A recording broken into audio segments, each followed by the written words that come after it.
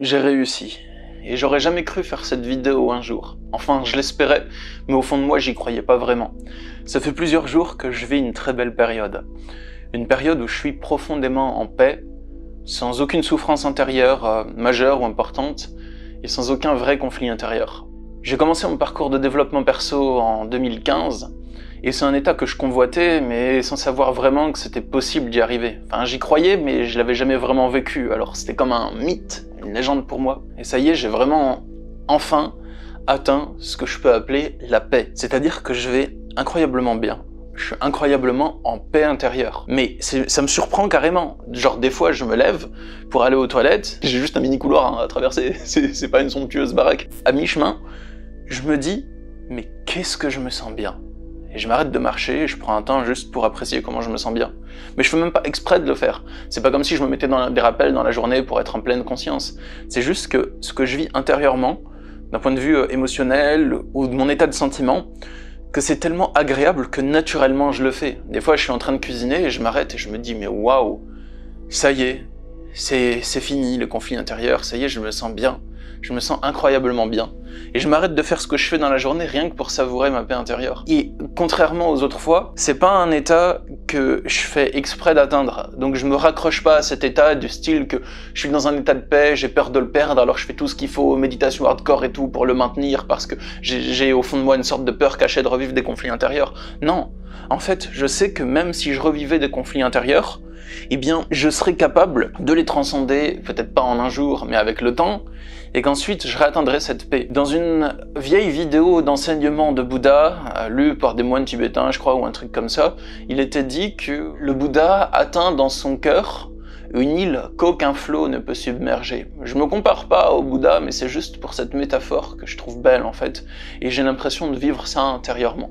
Une île qu'aucun flot ne peut submerger. Je vais vous raconter un peu comment j'ai fait pour y arriver, parce que je pense qu'un tel état de paix intérieure, ça peut vous intéresser. J'ai envie de le partager avec vous, et je me suis dit que ça ferait une bonne vidéo pour vous raconter ce que je vis, et comment est-ce que j'y suis arrivé.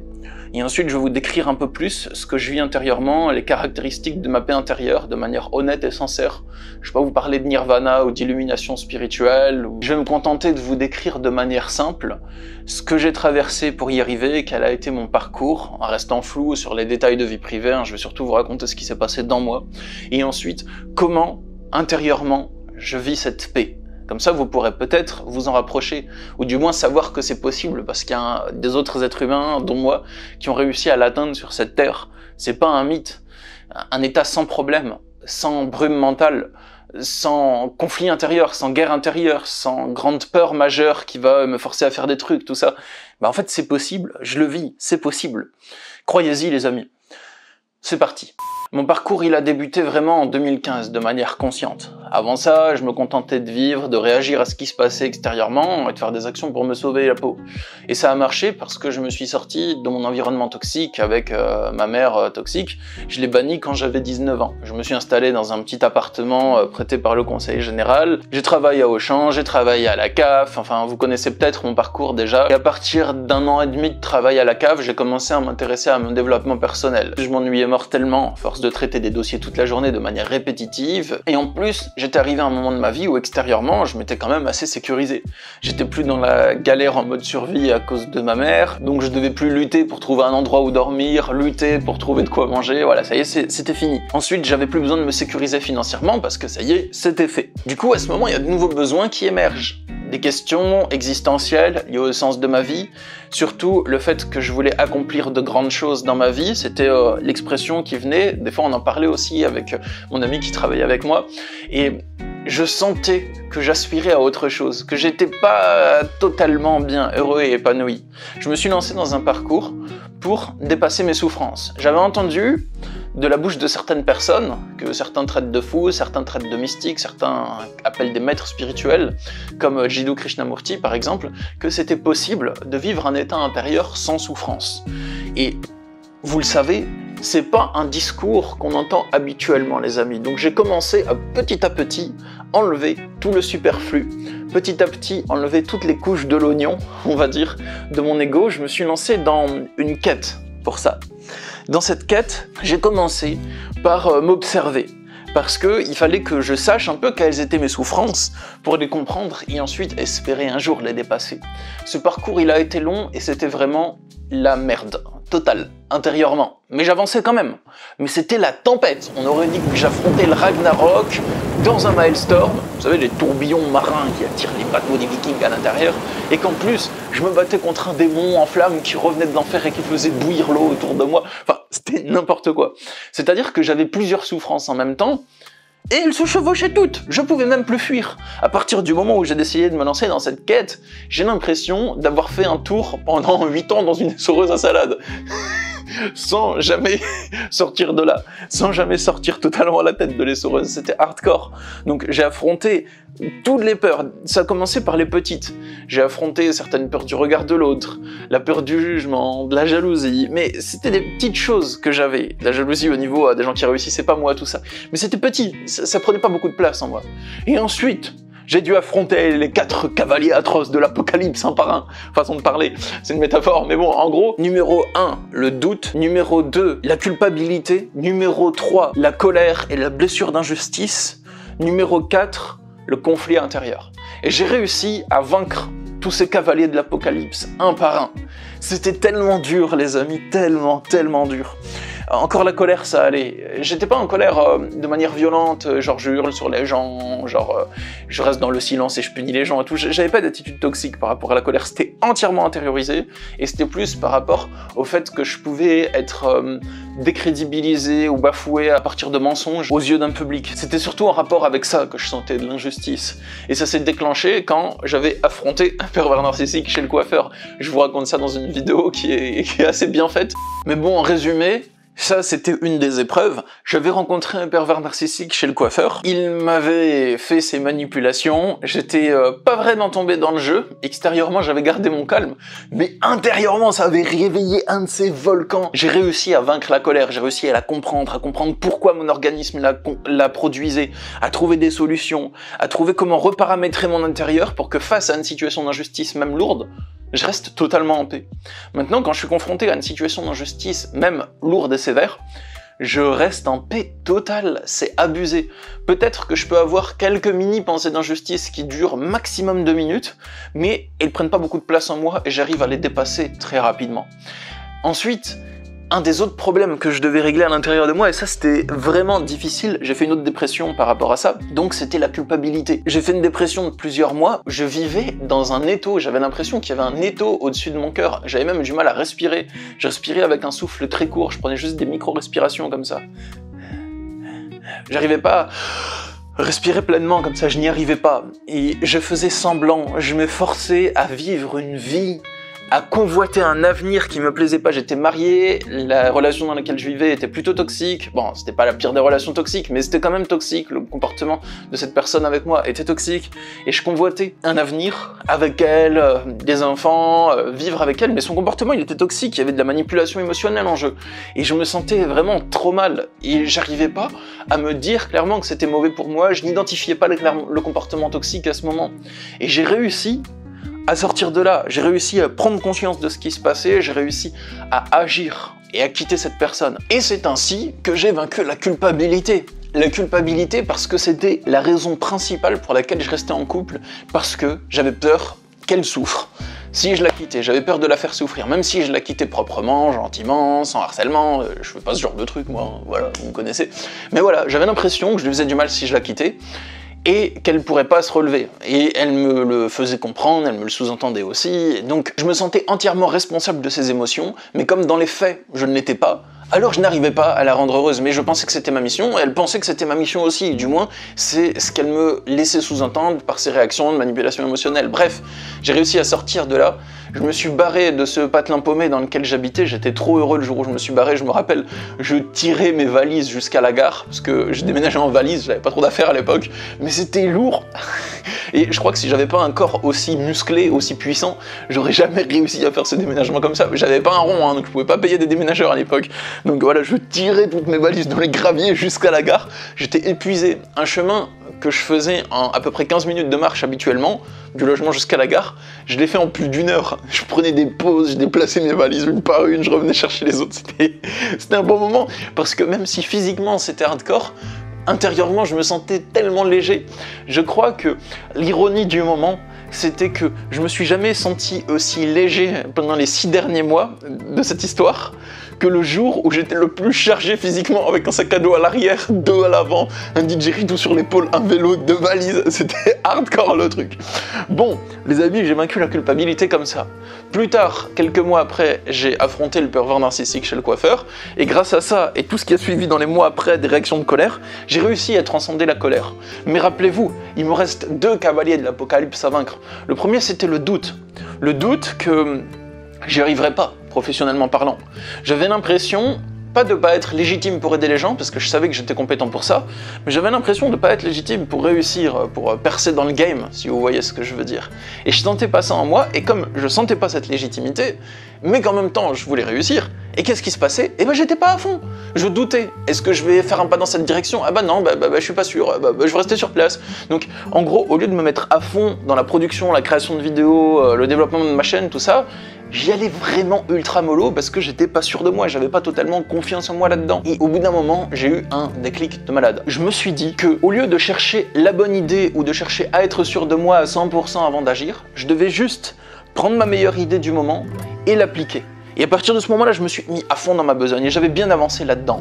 Mais ensuite, pour trouver ma paix intérieure, dans les années qui ont suivi, c'est la même histoire mais qui continue sur plusieurs années, je vous raconterai le conflit intérieur juste en partie suivante, et une fois que j'ai fait ça, j'ai débuté une quête d'introspection pour trouver quelle était ma réelle énergie, pour me connecter avec ma vibration originelle, c'est-à-dire avec ce que je suis au fond de moi, ma paix intérieure, ma spontanéité, avec la personne que je suis au-delà de mes masques, de mes croyances, des rôles que j'ai appris à jouer. J'ai entamé cette introspection en commençant l'écriture de ce que je vais appeler un manuscrit perdu. C'est le journal d'un explorateur de la conscience, tome 2. Celui-là, je pense pas qu'il sortira parce qu'il est à la fois trop intime et trop personnel. Il est sombre et aussi, il est très répétitif. Parce qu'en fait, je l'ai écrit limite pendant 60 jours de suite, et à chaque fois, il se passait la même chose en moi. Vous y verrez du désespoir, en fait. Chaque fois, je me dis, hurrah, j'ai réussi à m'en sortir. Bah, en fait, non, ça continue. Et chaque session, c'est comme ça. Je pense pas que ce soit très intéressant à lire, parce que c'est très répétitif. Dans mon prochain manuel de développement personnel, j'ai inclus un passage du journal d'un explorateur de la conscience, tome 2. Le prochain manuel, c'est une méthode. Il n'est pas encore sorti. Il sortira dans plusieurs mois. Et vous pourrez lire une page du journal d'un explorateur de la conscience, tome 2 dedans. Bon, les amis, quand j'ai entamé cette introspection, j'ai entamé des fouilles intérieures, archéologiques.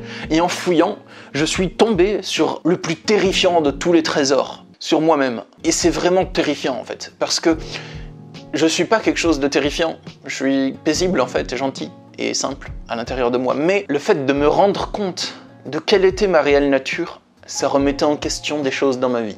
Des choses que j'avais construites dans mon cadre de vie extérieur, des choses auxquelles j'étais attaché, des valeurs. Ça remettait énormément de choses en question. Et c'est là qu'a débuté le conflit intérieur. À ce moment-là, j'étais en conflit entre maintenir mon ancienne structure de personnalité et en sortir. Maintenir certains aspects de mon ancien cadre de vie, ou de mon cadre de vie actuel, pour le moment c'était ça, et en sortir. Et là, ça a entraîné une deuxième dépression. Parce que ce conflit intérieur, il me quittait plus. À partir du moment où j'ai vu ce que j'étais réellement au fond de moi, j'arrivais plus à l'ignorer. J'arrivais plus à faire semblant. Mais en même temps, je devais me plonger dans un certain état pour maintenir mon cadre de vie habituel. Et je devais maintenir cet état. Et je devais continuer à être celui que j'étais avant. Mais en même temps, j'ai vu celui que j'étais vraiment. C'était ça le conflit intérieur, c'était ultra dur. Quand j'en parle, on dirait que c'est un problème de riche, que c'est un problème pas important, que c'est une petite crise existentielle. Mais croyez-moi, les amis, ça a bouleversé tout ce qui se passait intérieurement dans moi pendant 4 ans. Pendant 4 ans, j'ai vécu ça en fait. Et pendant 4 ans, j'étais intérieurement divisé. Je ne connaissais pas la paix. J'ai eu du mal à prendre des respirations complètes, je me sentais jamais totalement libre, totalement en paix, totalement détendu. Et à la fois, je me forçais à m'auto-induire dans un état, mais je croyais que c'était le bon et que c'était la bonne chose à faire. Je me mentais pas à mon entourage, je racontais ce qui se passait. Mais je m'auto-induisais dans un état qui me correspondait pas totalement. et je faisais semblant, mais sans faire exprès de faire semblant. Je croyais que c'était ça le juste, que c'était ça le bon chemin. J'étais totalement honnête, mais je m'auto-induisais là-dedans quand même. J'étais quand même divisé. C'était vachement dur. Ce conflit intérieur, j'ai connu 2 phases. La première, c'était une phase de dépression lourde. C'était vraiment dur, hein. Oh là là, mes amis qui m'ont vu pendant cette période, ils le savent. Il y a notamment un ami qui habitait dans la ville d'à côté, au Cap d'Agde. Moi, j'habitais à Sète à ce moment. C'était vraiment dur pendant les premiers mois. Je traînais mon cadavre, hein. Vraiment, j'avais perdu du poids, j'avais perdu 10 kilos, j'étais vraiment, les joues rentraient, bon, je continuais la muscu, donc j'étais pas squelettique, hein. J'étais encore en forme physique, mais j'ai fondu, j'avais plus d'appétit, la nourriture, moi qui adore manger, vous le savez, hein, vous le voyez dans mes vidéos, j'adore la bonne bouffe, mais j'avais perdu le goût, j'avais l'impression que je mangeais une masse de matière tiède sans aucun goût, que je me forçais à ingurgiter pour pas perdre trop de masse musculaire, enfin... Bref, les pensées obsessionnelles cognaient mon crâne, c'était dur, c'était dur, c'était dur. Et en fait, il fallait que je trouve une solution, donc je m'en suis sorti grâce à la méditation japa. J'ai médité tous les jours, pendant près de 60 jours. Grâce à ça, j'ai opéré une transition. Je suis passé de l'état de souffrance intense qui martelait mon crâne et mes émotions chaque jour, à un état de souffrance supportable. Donc là, ça allait. Je pouvais mener mon quotidien, j'ai retrouvé ma lucidité, ma clarté d'esprit, je pouvais continuer mon travail, créer des bonnes vidéos, parler de développement perso, parce que, attention, c'est pas parce qu'on souffre qu'on n'est pas capable de créer des bonnes vidéos ou d'accompagner les autres. C'est 2 capacités différentes. Tant qu'on est capable de prendre du recul pour accompagner les personnes en consultation, pour faire des vidéos, pour écrire, bah en fait, c'est possible de mener cette mission à bien. C'est des capacités spécifiques que je sollicite pour la création de vidéos, comme la créativité, parler devant une caméra, maintenir mon discours, avoir une continuité, une suite dans mes idées, et avoir un bon storytelling pour faire des vidéos inspirantes et intéressantes à écouter. Ou bien les capacités d'écoute, d'empathie, de non-jugement, de présence et de concentration, c'est des capacités que je sollicite pendant mes consultations. Tant que je suis capable de les solliciter, je suis capable d'accompagner les personnes. Surtout lorsque je sors de la phase de dépression et que je regarde ma clarté d'esprit, en fait, je vais plutôt bien. Je suis encore divisé intérieurement, je souffre encore, mais je suis capable d'interagir, de faire ma vie, d'avancer. Ce conflit intérieur, j'ai mis tellement de temps à essayer de le résoudre qu'au bout d'un moment, je l'ai limite lâché l'affaire. Mais c'était quand même là et je souffrais encore, donc je pouvais pas lâcher totalement l'affaire. Mais je me suis intéressé à d'autres quêtes. Épanouissement, comment trouver ma vibration originale, me reconnecter à mon authenticité, et j'ai réussi. J'ai réussi à développer ma créativité, j'ai réussi à toucher du doigt ma créativité, l'être originel que je suis, à avoir une plus grande liberté d'action. C'est pendant ces années de conflit intérieur que j'ai réussi, d'un point de vue professionnel et créatif, à me reconnecter totalement à mon énergie originelle. Et ça, c'était une fucking quête que j'ai réussi. C'était vraiment un accomplissement de ouf. J'ai réussi grâce à mon introspection, grâce à mon expression, même le fait d'écrire mon autobiographie qui est elle non plus pas encore parue. Non mais c'est... J'ai eu des galères ces derniers temps pour sortir mes livres, en plus ma maison d'édition s'est fait racheter et tout ça, enfin voilà. C'était un peu long, mais là je pense que dans les 2 prochaines années je vais sortir 4 livres. 4 livres costauds, meilleurs que tout ce que j'ai écrit auparavant. Déjà que Vivre sans souffrir, il est vraiment puissant comme livre, mais là les prochains qui vont sortir, ils vont être ultra lourds et veineux et musclés, comme mon biceps. Bon, les amis, en écrivant mon autobiographie, j'ai vraiment libéré des choses. Je me suis libéré d'un point de vue créatif, j'ai écrit des textes de rap, j'ai écrit des chansons, j'ai écrit des poèmes, j'ai écrit plein de trucs, j'ai écrit du lourd. Le voyage sur le bateau avec Rising Appalachia, il m'a vraiment aidé de ouf, parce que les membres du groupe, trop gentils, encourageants, et rien que le fait de les côtoyer pendant plusieurs jours, pendant une semaine, ça m'a beaucoup débloqué des choses au niveau créatif. Les conseils de Biko, le percussionniste du groupe, pour m'aider à débloquer ma créativité aussi, pour m'encourager dans cette démarche, ça m'a aidé. Les conseils de Jessie, une autre participante sur le bateau, ça m'a vraiment encouragé à oser tenter des choses, à oser avoir de l'audace dans mes créations écrites. Et voilà, j'ai réussi à relever un défi intérieur et depuis, ça y est, j'ai l'impression que c'est atteint.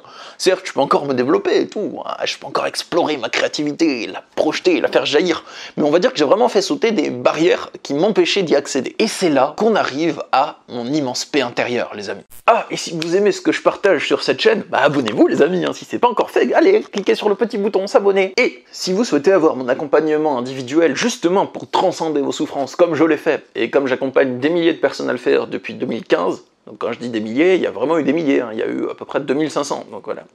Et si vous souhaitez avoir mon accompagnement, je propose des consultations individuelles par Skype, téléphone ou Messenger.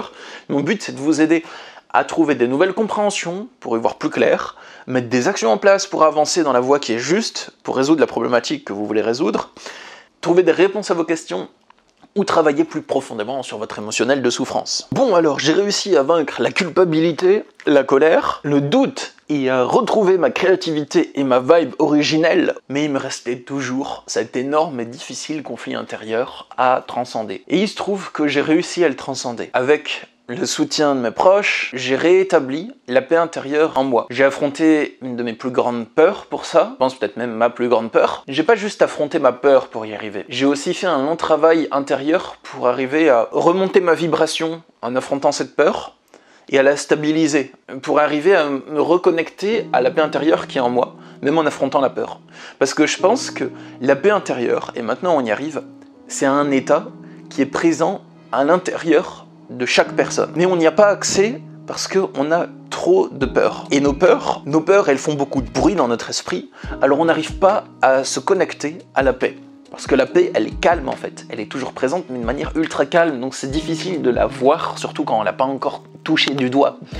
C'est comme si vous étiez dans une foule, dans cette foule, il y a beaucoup de bruit, il y a des gens qui crient, il y a des manifestants avec des gigaphones, il y a des camions qui klaxonnent, de la musique à fond, et pas loin de vous, il y a une jeune fille qui murmure en chantant. Et donc, c'est difficile de l'entendre, parce qu'il y a plein de bruit. Mais à partir du moment où vous avez remarqué qu'elle est là, vous allez la suivre du regard. Et vous allez peut-être vous concentrer dessus. Et surtout, à partir du moment où vous arrivez à faire taire tout ce qui se passe dans la foule, à faire taire le mec au gigaphone, à faire taire la musique, à faire taire les voitures qui klaxonnent, à faire taire le tintamarre dans la foule, vous n'entendez plus que la paix.